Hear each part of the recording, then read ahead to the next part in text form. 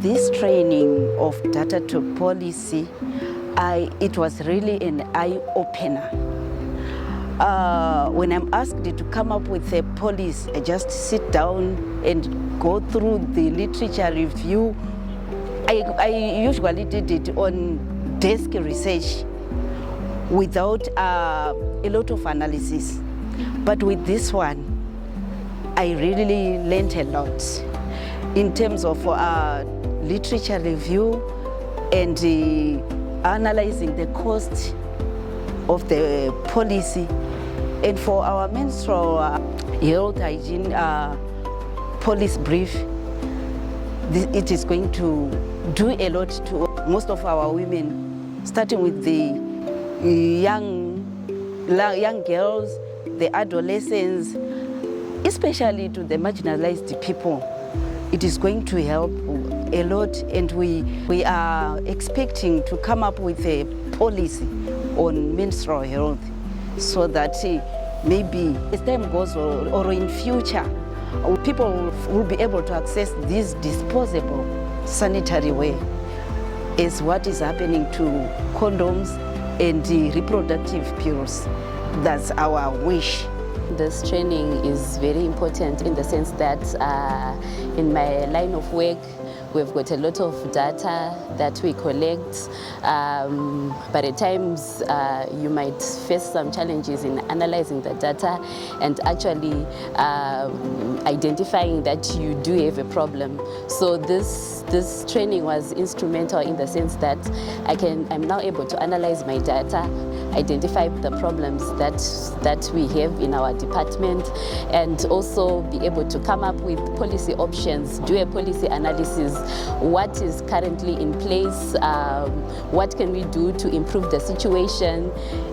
During the training, we've also been exposed to a lot of methods that we can use in terms of literature research, and we've been able to collect a lot of data in the policy brief that we were doing, and it was a very good learning process for us, for me as an individual. So now I'm able to do that. I'm now able to critically look at my data, ask important questions, and come up with solutions to those problems that we face on a day-to-day basis.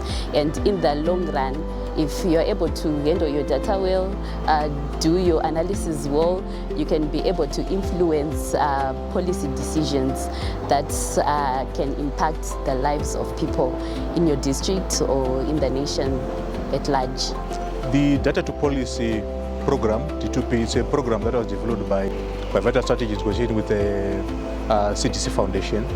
So this program aims to capacitate government public health managers to use data to inform policies, right?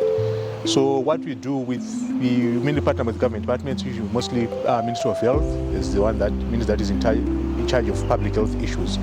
So we work with them to develop what we call policy briefs, where they go through an intensive hands-on training where we use various modeling techniques, cost-effective analysis, do a cost-effective evaluation using various models such as the AMUA and other cost-effectiveness tools that we use to assist them and using evidence to make informed policies. Like for example, this particular training, this was the second cohort of training that we did. We did another training in 2024 where we trained 20 people. That included a team from Civil Rights Department, from Ministry of Health and Ministry of Women's Affairs. For this current training, there were 19 participants, 3 teams from Ministry of Health and 1 from Ministry of Women's Affairs. They're looking at key topics that were already within their plans, where they wanted to see if there could be any new policies or interventions that they could implement to lessen the burden of certain key conditions or diseases. So like for the Ministry of Women's Affairs, they're looking at a topical issue, which is like the issue of menstrual health and hygiene, and how it's linked to menstrual health issues like urinary tract infections and all those kind of things. So they did some literature review and did analysis and a model to see if they implement certain activities like the availability of sanitary sanitary wear or sanitary hygiene products at a local level, even including the manufacturing of sanitary hygiene products at a local level, what impact it would have on the adolescent girls, especially those that are out of school. So they did that, and they were able to come up with clear policy recommendations. Then for Ministry of Health, there were 3 teams. The first one was looking at preventing deaths due to rabies. Because access to post-exposure prophylaxis or rabies vaccine is essential once someone gets a dog bite from an unvaccinated dog. But because of challenges we have in a country where sometimes there are adequate records in terms of showing whether the dog is vaccinated or not, so having that paper available at a lower level will be very helpful, because most of the deaths that have been mainly occurring in maybe rural areas or outreach areas where they don't have access to PEP. So they made policy recommendation on that.